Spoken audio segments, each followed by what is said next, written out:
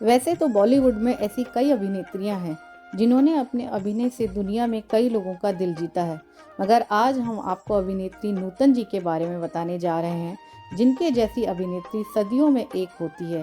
संजीदा किरदारों के लिए मशहूर इस अदाकारा ने अपनी गहरी छाप सिनेमा की दुनिया में छोड़ी है।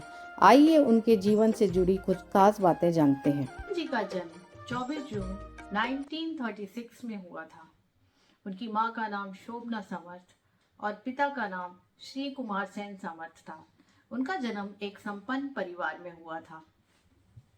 नूतन जी अपने जन्म के समय इतनी दुबली पतली थीं कि उनकी मां उन्हें अगली बेबी और अगली डक जैसे नामों से पुकारा करती थी। मगर किसे पता था कि बचपन से कुरूप कही जाने वाली नूतन साल 1950 में मिस इंडिया का खिताब अपने नाम कर देगी और सबको चौंका देगी। आपको बता दें कि यह पहली दफा था जब किसी अभिनेत्री ने अपने फिल्मी सफर की शुरू होने के 2 साल बाद मिस इंडिया का खिताब जीता था। नूतन के मिस इंडिया बनने के समय उनकी फिल्म नगीना रिलीज होने वाली थी। नूतन जी को 6 बार फिल्म फेयर अवार्ड मिला था और जिसकी बराबरी उनकी भतीजी काजोल ने की थी।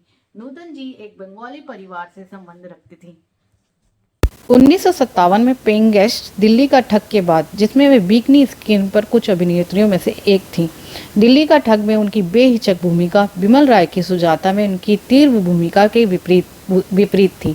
नूतन ने अपने बेटे मोहनीश के जन्म के बाद फिल्मों से थोड़ी सी संक्षिप्त विश्राम ले लिया था। 1970 के दशक के बाकी हिस्सों के माध्यम से नूतन को सफलता का शिखर प्राप्त हुआ, जैसे दिल ने फिर याद किया, मिलन और सरस्वती चंद्र जैसी फिल्मों के साथ। 70 के दशक में भी नूतन ने अपने कुछ सर्वश्रेष्ठ प्रदर्शन, विशेषकर सौदागर, साजन बिना सुहागन, कस्तूरी और मैं तुलसी तेरे आंगन, समय के साथ वह किरदार की भूमिकाओं में चली गईं और प्रभावशाली फिल्मों में देखी गईं, जैसे मेरी जंग और कर्म। 11 अक्टूबर 1959 को लेफ्टिनेंट कमांडर श्री रजनीश बहल जी से विवाह किया था और ये एक बेहद ही सक्सेसफुल विवाह रहा था। एक वाकया है साल 1969 का, जब फिल्म देवी की शूटिंग चल रही थी। उस फिल्म के हीरो संजीव कुमार और हीरोइन नूतन थी। संजीव उन दिनों बॉलीवुड के स्ट्रगलर थे, जबकि नूतन एक बड़ी अभिनेत्री बन चुकी थी। नूतन एक बेटे की मां बन चुकी थी। एक दिन शूटिंग के दौरान सेट पर एक मैगजीन में छपी खबर को लेकर नूतन का पारा 7वें आसन पर पहुंच गया। खबर में संजीव कुमार और उनके अफेयर की बात थी। खबर छपी थी कि नूतन अपने शादीशुदा जिंदगी से खुश नहीं है और उनके पति से अलग होना चाहती हैं।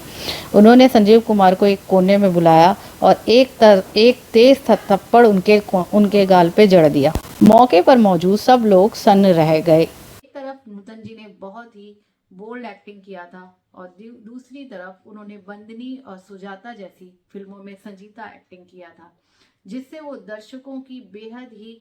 नूतन जी का निधन 54 साल की उम्र में कैंसर की वजह से हुआ था।